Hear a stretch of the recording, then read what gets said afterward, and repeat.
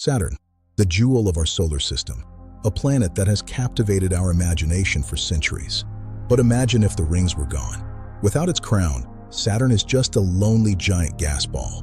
And that is exactly what is happening. When Galileo first saw Saturn in 1610, he was confused.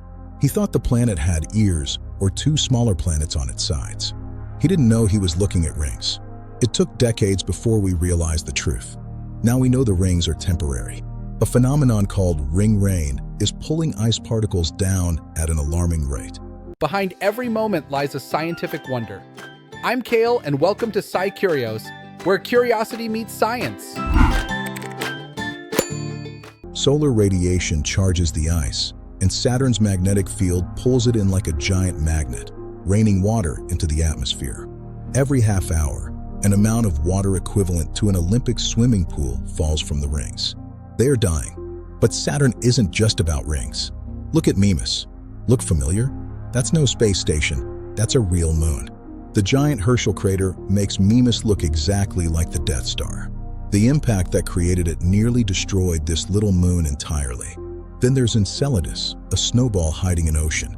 At its south pole, water sprays into space, creating Saturn's E-ring. Beneath that ice, there is warm water that might contain life. It's one of the most promising places for alien hunters. Titan, the largest moon, is a mysterious giant, the only moon with a thick atmosphere, denser than Earth's. The Huygens probe landed there and found a strange yet familiar world. Rivers, lakes, and rain. But not water, liquid methane. Let's move further out to Iapetus, the Enyong moon.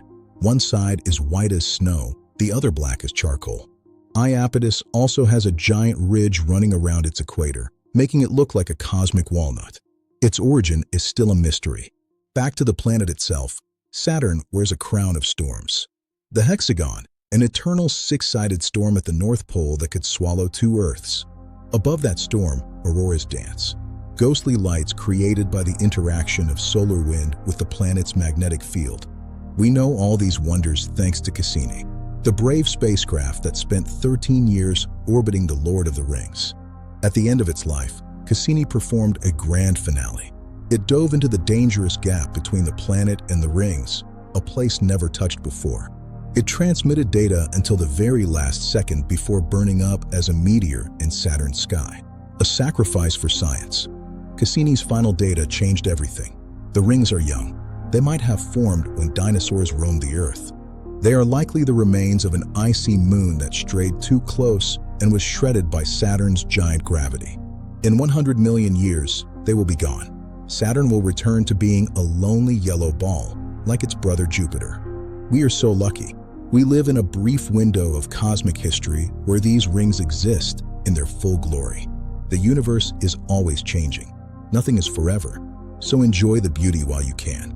And as always, stay curious. Science is everywhere if you just know where to look. Thanks for watching SciCurious. Until next time.